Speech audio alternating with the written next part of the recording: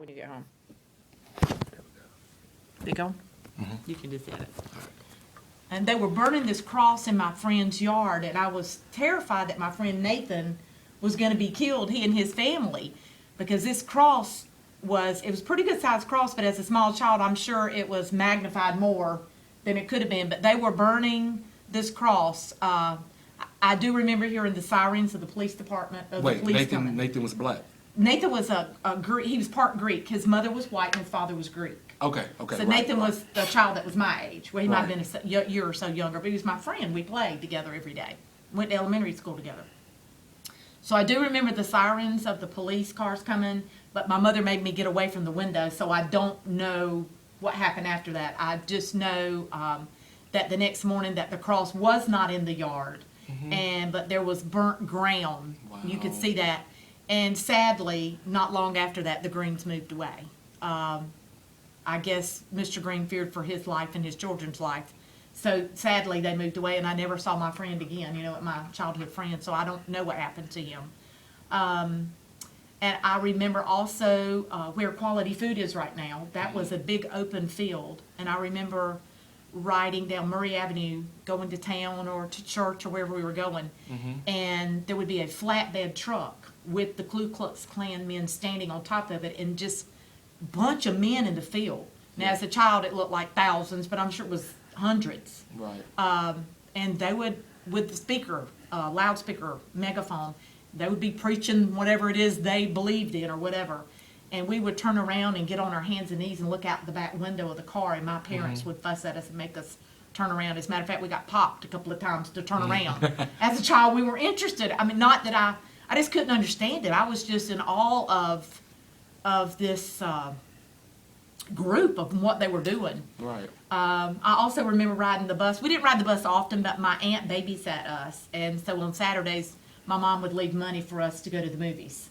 So on the square, there was a movie theater on the square, the State Theater, and then we would walk on up a few blocks to the Osteen Theater. But I remember getting on the bus, and there would be black people sitting in the very back of the bus, and I didn't understand that. I don't know that I really picked up on that as a child until I got a little older.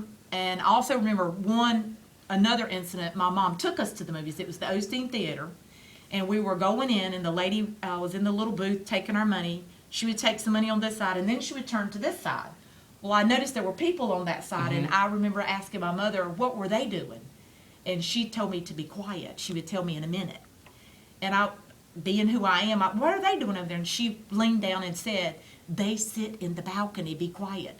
Well, as a child, I thought it'd be cool to sit in the balcony. I started saying, I want to sit in the balcony. And my mom was like, hush, you can't do that. I'll tell you later. So when we got to our seats, she explained to me that black people had to sit in the balcony and at the movie theater. And one of the books I read to my children, the children have to sit in the balcony. And I always tell that story to my kids about going to the movies and wonder. And I remember being in the movie, and I kept turning around trying to see it. I wanted to see the black people in the movie, in the balcony. Yes, ma'am. I just couldn't understand why they could not sit down there with us. Right, that's pretty interesting to see that and whatever. What about the movie The Help? Did you ever see that? I did see that movie. I went with my very best friend, who is also a teacher, and she was raised the exact same way I was. She actually grew up in Florida via Michigan, but she was raised the exact same way as me. And I'll be honest with you, I laughed a lot through that movie. There was a lot of funny parts. I was mad as a snake at how African Americans were treated in that movie, and I cried a lot. And the very first thing I did when we got out of the movie theater, I called my mom. And at first I had to say, because I was crying, or you could tell I'd been crying, I said, first of all, I'm okay, nothing's wrong. I called to thank her for raising me the way she raised me, that I was no better than anybody else. That I am so thankful that I was not raised to be ugly and be mean and think that I was better than anybody, black, white, or any color. So I was that movie made me mad, and there was really funny parts in there. And the part where the lady did the chocolate cake was my favorite part. And if you've not seen the movie, you'll know what I mean by that. But yeah, I'm just real thankful and real blessed that my parents did not raise me to think I was any better than anybody else. But those particular incidences did have an effect on me, as a person and as a teacher. As a classroom teacher, it's very important to me that no one bullies anyone, regardless to color, size, clothing, whether you wear the brand name clothing or you wear stuff from Goodwill. It doesn't matter to me. I'm the only bully in my classroom, and I tell the kids, right, I'm the only grown person, and you can't treat people ugly because everybody has feelings. And sometimes people carry that stuff with them for the rest of their life. I hate the way things happened way back then, but it did have a profound effect on me as a child, seeing those. I remember the day that they bussed black children into Homeland Park from Anderson Gardens, which is now, I think, Belton Gardens on the Belton Highway. My 4th grade teacher, she was my favorite teacher ever, and guess what? She was an African American. Miss McAdams. She is the reason I wanted to be a teacher. I think I know her. But I said then, I didn't understand, and she said to me, they were fussing outside the window, and I'll never forget, she just said, get away from the window, baby, just get away from the window. Because I kept saying, Miss McAdams, why are they fussing? And she would just tell me to get away from the window. It's black and white parents fussing with each other outside the building about their children going to school together.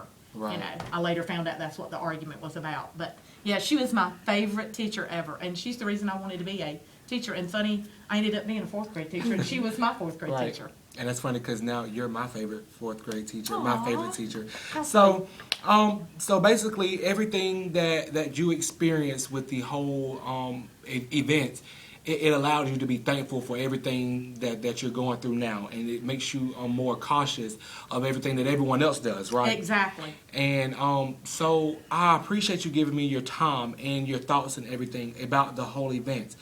And so now it lets us know that even though we didn't live through history, we should be able to know that this profound event should let us be thankful for everything that goes on now, so that we won't have to repeat it itself again. Yes. Is there anything else you would like to say? He was a good student. And bad and loud. Still is loud. Thank you so much. You're so welcome.